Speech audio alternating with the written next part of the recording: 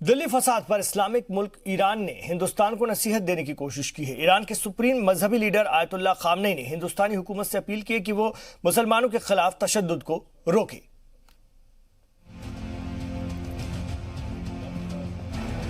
ایران کے سب سے بڑے مذہبی رہنما آیت اللہ علی خامنئی نے ہندوستان میں مسلمانوں کے خلاف ہو رہے حملوں پر تشویش کا اظہار کیا ہے۔ گزشتہ دنوں سوشل میڈیا پر دلی میں ہوئے حالیہ فرقہ وارانہ فساد کے حوالے سے حکومت ہند کو متنبہ کرتے ہوئے انہوں نے کہا کہ صورتحال نہ سدھرنے پر ہندوستان عالم اسلام میں الگ تھلگ پڑ سکتا ہے۔ خامنئی نے کہا کہ دلی میں ہوئے فرقہ وارانہ فساد سے دنیا بھر کے مسلمان افسردہ ہیں۔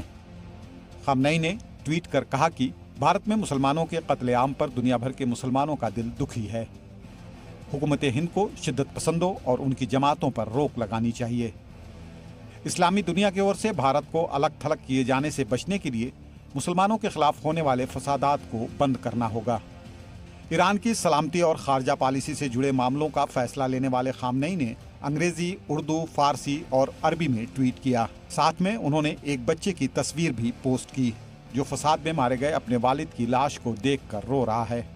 خامنئی نے اپنے ٹویٹ میں #انڈین مسلم ان ڈینجر کا بھی استعمال کیا۔